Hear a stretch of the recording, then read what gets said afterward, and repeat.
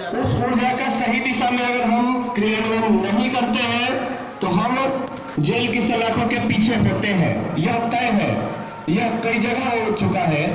इसीलिए हमें आज हम सब सेफ रहते हैं तो इसके मुख्य कारण है कि हमारे पीछे हमारे गुरुजनों का आशीर्वाद है, हमारे देवी देवताओं का आशीर्वाद है, साक्षात हनुमान जी का आशीर्वाद है।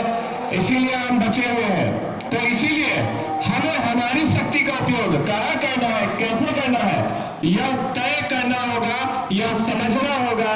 और मैं आपका ज्यादा वक्त न लेते हुए मैं हमारे बीच संजय भैया भी है, आगे हैं, तो संजय भैया से आग्रह करेंगे कि एक बार संजय भैया मंच पे आ जाए। और मैं इस बात का आग्रह करूंगा कि हमारे बीच हमारे डॉक्टर कुमार कार्तिकेय सर है जो हमारा मार्गदर्शन करेंगे। Doctor Kumar Kartikeya sir.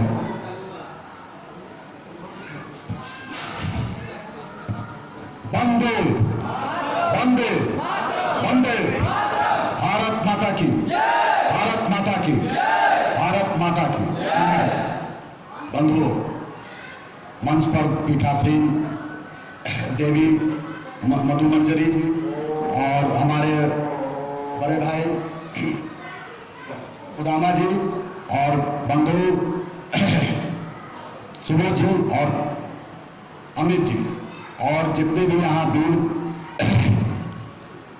इस हिंदू धर्म की रक्षा पताका को आगे बढ़ाने के लिए यहाँ उपस्थित हुए हैं, सभी हमारे वीर जवानों को जो इस भारत भूमि को हिंदू राष्ट्र में परिवर्तित करने के लिए प्रतिबद्ध हैं, उनका हम अभिनंदन करते हुए माता गंगा के तीर पर एक बहुत ही सुयोग है कि संध्या बेला है, गोधूली बेला है, जिस समय भगवान सूर्य अस्ताचलगामी होते हैं और एक नई सुबह की आस में हम रात्रि का स्वागत करते हैं। तो वीर बजरंगियों, ये देश अभी इसी काल में है, गोधूली बेला में है, एक नया अभियान आपका स्वागत करने के लिए तैयार है। हम लोग का नया अभियान क्या होगा? नया अभियान हिंदू राष्ट्र होगा। 1947 में जब अखंड भारत के सपने को चूर करते हुए जो हमारे मनीषियों ने देखा था, सेतु हिमाचल कन्याकुमारी से और अफगानिस्तान ईरान से लेकर के बर्मा तक हमारी भूमि थी, लेकिन कालांतर में हमारी भूमि सिमटते चली गई। और 1947 में हिंदुओं को, आज मैं देख रहा था कि हमारा एक बहुत बड़ा तीर्थ स्थल है कटस राज।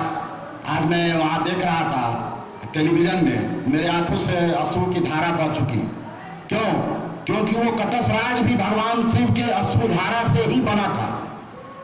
जब आपको ये पौराणिक कथा मालूम होगी कि जब माता सती ने भगवान शिव का अपमान जब अपने पिता के यज्ञ में, दक्ष के यज्ञ में जब भगवान शिव को नहीं बुलाया गया, और ऐसा हम लोगों का विधान है कि नारी को पति का आदेश मानना चाहिए, ऐसा हम लोग की संस्कृति है सनातन।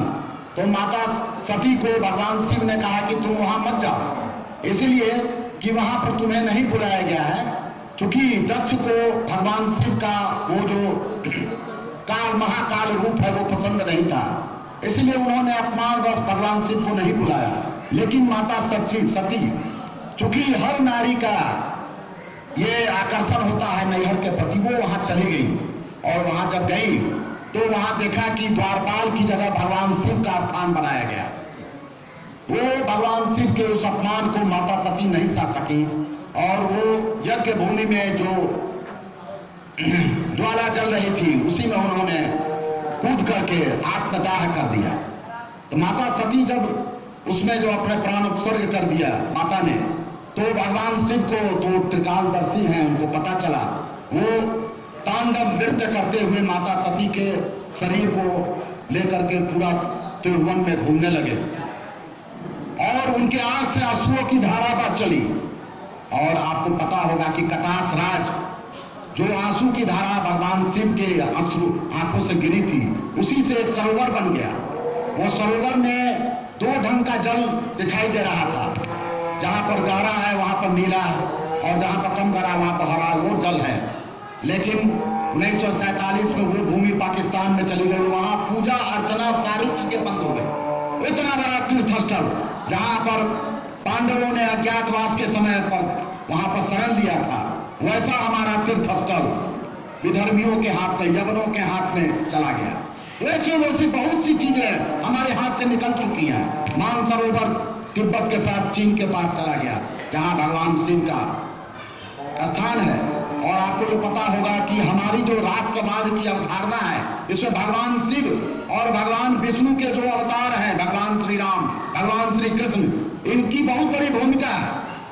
और इसीलिए मुसलमानों ने, यवनों ने पहले आपके इन्हीं प्रतीक स्वरूप जो स्थल थे, तीर्थ स्थल थे, उनको ही विनष्ट किया, उनको ही तोड़ा, उनको ही आपके हाथ से छीन लिया। भगवान शिव का स्थल काशी विश्वनाथ का मंदिर औरंगजेब के द्वारा तोड़ दिया गया। और आज वहां क्या है, जहां पर भगवान शिव का स्थल था, जब वो तोड़ा जा रहा था तो भगवान शिव के शिवलिंग को कुएं में डाल दिया गया और पूरे मंदिर को तोड़ दिया। अहिल्याबाई होलकर ने फिर जहां पर मुगलों ने अधिकार करके ज्ञानवापी मस्जिद बना दिया, उसके बगल में उन्होंने फिर से भगवान शिव का मंदिर बना। लेकिन आपकी मूल भूमि अभी भी यवनों के हाथ में है, मुसलमानों के हाथ में है, विदर्भियों के हाथ में है, वो चला गया। भगवान कृष्ण की जन्मभूमि 5000 साल पहले भगवान कृष्ण आए थे। राष्ट्रवाद की अवधारणा जो अभी जिस पर यह राष्ट्र है, यदा हि धर्मस्य ग्लानिर्भवति भारत अभ्युत्थानाय धर्मस्य तदात्मानं सृजाम्यहम् परित्राणाय च साधूनां विनाशाय च दुष्कृतां धर्म संस्थापनार्थाय संभवामि जुगे जुगे। यह कहने वाले भगवान श्री कृष्ण की जो जन्मभूमि थी, वो जन्मभूमि वहां पर ईदगाह बना हुआ है। मथुरा जाइएगा तो मैंने देखा, मेरे आंख से आंसू की धारा बह गई। आप उसके आगे भगवान श्री राम जो हमारे कण कण में बसे हुए हैं, जब हम अपने इस नश्वर शरीर का त्याग करते हैं तो राम नाम सत्य है कहते हुए हमारे जो परिजन हैं हमें अंतिम संस्कार की ओर ले जाते हैं। वो श्री राम की जो जन्मभूमि है, उसका तो कोई अस्तित्व ही नहीं है। वहां पर पूरा का पूरा बाबरी मस्जिद बना दिया गया। लेकिन हमारे आपके जैसे वीर जो सेनानी हैं, आपके उम्र के बच्चों ने, लड़कों ने, युवकों ने, बजरंगियों ने, राम भक्तों ने उस सारे अवरोधों, सारे मुलायम सिंह यादव जो कि गोली से उसके पहले बजरंगियों पर गोली चला करके 10-15 कार सेवक मारे गए थे। मुझे याद है कि उस समय मैं पढ़ता था कॉलेज में, मेडिकल कॉलेज में भी मैं आ रहा था, तो मैं देखा कि जो सीतामढ़ी में उस समय मैं था, तो मैं देखता था कि जब कार सेवक जाते थे तो कभी कभी हमको सुनने का मौका मिलता था, वहां पर जो फल के दुकान बेचने वाले मुसलमान थे, तब जाकर सब जो है से कटा गए, वहां मुलायम सिंह गोली मार देगा। माने इस तरह की बात उसका हम मुंह से हम सुने हुए हैं। तो हम लोग का तो चूंकि संघ से जब बचपन से वहां से यह है तो राष्ट्रवाद की अवधारणा थी, तो बजरंगियों ने, कार सेवकों ने हार नहीं मानी और गुंबद पर चढ़ के उस मस्जिद को धूल-धूसरित कर दिया और भगवान राम का एक वहां पर अस्थायी मंदिर बनकर तैयार हो गया, एक स्थल बन गया, आपके कब्जे में आ गया। लेकिन आपके रामलला अभी भी आसमान के नीचे हैं, टेंट के नीचे हैं, बड़ी बड़ी अट्टालिकाएं बना रहे हैं, हमारे एक से एक मंदिर बन रहे हैं, एक से एक महल बन रहे हैं, एक से एक भवन बन रहे हैं। लेकिन हमारे भगवान श्री राम अभी भी टेंट में। ये हम लोगों के लिए ग्लानि की बात। लेकिन ये हिंदू समाज सोया हुआ है, उसको ग्लानि नहीं हो रही है, महलों में रहता है, लेकिन उसको समझ में नहीं आता है। दिनकर ने कहा है कि प्रासादों के कनकार शिखर होते कबूतरों के ही घर, महलों में गरुड़ न होता है, कंचन पर कभी न सोता है, रहता वह कहीं पहाड़ों में, शैलों की फटी दरारों में। वसुधा का नेता कौन हुआ, भूखंड विजेता कौन हुआ, अतुलित यश क्रेता कौन हुआ, नवधर्म प्रणेता कौन हुआ, जिसने न कभी आराम किया, बिघ्नों में रहकर नाम किया। तो विघ्न आपके सामने है। प्रासादों के जो बड़े महल हैं वो कबूतरों के घर हैं, जो वीर होते हैं वो शैलों की फटी दरारों में, वो पर्वतों के गुफाओं में रहते हैं, है ना, गुफाओं में रहते हैं। गुफा में रहने वाला वीर होता है, जो हमारे बड़े बड़े सेनानी हुए, जिन्होंने इस भरतखंड को विश्व विजयी बनाया। हम विश्व शक्ति थे, महाशक्ति थे, पूरा विश्व हमारे मुट्ठी में था। उस समय जो हमारे वीर राजा हुआ करते थे, वो महलों से उनको निकाल दिया जाता था, उनको एक कठिन जीवन शैली में गुरुकुलों में भेज दिया जाता था। अभी हम क्या हैं, हम जो है सो सुविधा भोगी हो चुके हैं, है ना, 4 कदम पैदल नहीं चलना चाहते हैं, है ना, अपने वाणी पर नियंत्रण नहीं है, अपने जीभ पर नियंत्रण नहीं है, कहीं कुछ खा लिया उसी पर नियंत्रण नहीं है। तो वाणी पर नियंत्रण नहीं है, हम क्या बोल रहे हैं, अपने विचारों पर नियंत्रण नहीं है, हम क्या सोच रहे हैं, और क्योंकि हम जो बोल रहे हैं, हम जो सोच रहे हैं, आप जब सोशल मीडिया में जाइएगा तो आप देखिएगा कि हमारे युवाओं हिंदुओं में ऐसा सोच है, स्वयं ही भगवान श्री राम का, भगवान अपने धर्म का मजाक उड़ा रहा। मैं उनको आगाह करता हूं कि जब आप ही अपने माता पिता का सम्मान नहीं कीजिएगा, आप ही अपने गुरुजनों का सम्मान नहीं कीजिएगा, आप ही अपने बड़े भाई का सम्मान नहीं कीजिएगा, आप ही अपनी मातृभूमि का सम्मान नहीं कीजिएगा, तो दूसरों से आप कैसे एक्सपेक्ट करते हैं कि वो सम्मान करेंगे। आप रामायण अगरबत्ती लेते हैं, भगवान श्री राम का पूरा उस पर परिवार का फोटो है भगवान श्री राम का, उसको आप जब पूजा कर लिए तो रोड पर फेंक दिए। मैंने सैकड़ों अपने जीवन में वैसे रामायण अगरबत्ती का डिब्बा में गाड़ी रोक करके मैंने उठाया है, उसको ले जाकर विसर्जन किया है नदी में। मेरी आत्मा दुखित हो जाती है, आखिर ऐसा क्यों हो रहा है? क्योंकि वो पूजा करने वाला हिंदू ही है जिसने कि फेंक दिया भगवान श्री राम का फोटो मढ़ा हुआ, भगवान कृष्ण का फोटो मढ़ा हुआ, माता दुर्गा का फोटो मढ़ा हुआ, कितना ही आप रोड पर फेंक देते हैं। तो हम में जो कमी है हम दूसरे पर क्वेश्चन उठाएंगे, लेकिन उसके पहले हमारे समाज में क्या कमी है, किस कारण हम जो है सो नीचे अधोगति में चले गए, हमारा जो विश्व शक्ति का जो शक्ति थी वो कहाँ चली गई। आज जाति के नाम पर आपस में लड़ने के लिए हमारा हिंदू समाज एक दूसरे का खून बहाने के लिए तैयार हो जाता है, लेकिन जब मुसलमान से लड़ने की बात होती है तो मैंने देखा है गांधीवादी हो जाता है, वहां पर गांधीवादी हो जाता है ना। तो आपको आपस में लड़ने के लिए नहीं शक्ति मिली है, आपको शक्ति मिली है विधर्मियों से लड़ने के लिए। पहले तो ये बात मन में बैठाना होगा, अपने मन में भी बैठाना होगा, अपने हिंदू समाज में बैठाना होगा। बहुत सी बातें हैं, कोई रिजर्वेशन के नाम पर बोलेगा कि ऐसा होता है, कोई बहुत सी बातें हैं जो हो सकता है कि आप कुछ देर के लिए निरुत्तर हो जाइएगा, लेकिन आपको समझाना होगा कि जैसे एक संयुक्त परिवार हो, आज हम लोग क्यों कमजोर हैं। पहले संयुक्त परिवार होता था, संयुक्त परिवार में कोई एक पहलवान होता था, उसको देखा शरीर बनाने वाला है तो उसको दूध दिया जाता था ज्यादा, वो दंड बैठक करेगा पहलवान, और हमारे परिवार पर कोई अगर विपत्ति आएगी तो ये पहलवान जो है लड़ेगा।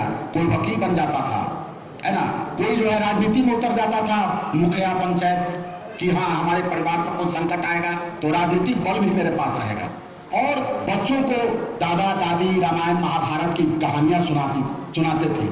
हमने राष्ट्रवाद कहा, मेरी माँ मुझे सुनाती थी लव कुश की कहानी, है ना। तो जब तक बचपन में उसको आप नहीं संस्कार दीजिएगा तो संस्कार कैसे आएगा। आज छोटा परिवार है, माता पिता दोनों काम कर रहे हैं, बच्चों को टेलीविजन और वो गेम में वो नहीं जान रहा है कि हमारे राम कौन है, हमारे श्री कृष्ण कौन है। अभी हम दरभंगा में थे, हमारा एक भतीजा है, हमारे बाबा दादी का फोटो लगा हुआ था, कौन है, इसीलिए कि हम कह रहे तुम्हारे पिता के बाबा हैं, तुम्हारे बाबा के माता पिता हैं, इसीलिए कि हमने फोटो दिया तो वो उसी जमीन पर आ रहा, लेकिन उनका फोटो पूर्वजों का नहीं लगाना चाहता। तो जब आप पूर्वजों का फोटो नहीं लगाइएगा, अभी पितृपक्ष है उसमें आप हम लोग जल दे रहे हैं। अगर आप हमारा भतीजा पूछ रहा था कि किसको जल दे रहे हैं बड़े पापा, तो वो देख रहा है मैं भी जल दूंगा, तब दूंगा। हम कहेंगे हम जब मर जाएंगे बेटा तब तुम दोगे, और तब देना होगा। तो 8 साल का बच्चा है तो वो संस्कार देख रहा है, वो सीखेगा। तो हम लोग सबसे बड़ा दायित्व है कि आप अपने बच्चों को, अगर आप हिंदू राष्ट्र बनाना चाहते हैं, क्योंकि आप संख्या बल के बिना कुछ नहीं कर सकते, ये प्रजातंत्र है, और संख्या बल के लिए विचारों सबसे बड़ा संधान क्या है, विचार है। आप यहाँ जो भी आए हैं वो हमारे विचार से सहमत है, इसलिए आए सभी अपना काम छोड़ के, कि आपके मन में कहीं ना कहीं है कि हमारा देश हिंदू राष्ट्र होना चाहिए। हिंदू राष्ट्र कैसे बनेगा, इसके लिए एक संगठित समूह होना चाहिए, इसीलिए कि संघे शक्ति कलयुग है, कलयुग में संघ ही शक्ति है। तो संघ बनाने के लिए क्या होगा, विचारों का एक आकार होना जरूरी है। विचारों से ही आप एक समूह बना सकते हैं, है ना।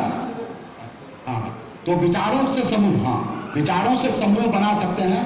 तो इस बात के लिए आपको भगवान श्री राम से सीख लेनी होगी कि जब वो लंका पर उनको आक्रमण करना था तो अयोध्या से सेना बुला के नहीं ले गए थे, वहां के ही बंदर, भालू, रीछ जो वहां की जनजातियां थी उसको उन्होंने एकत्रित करके सेना बनाई।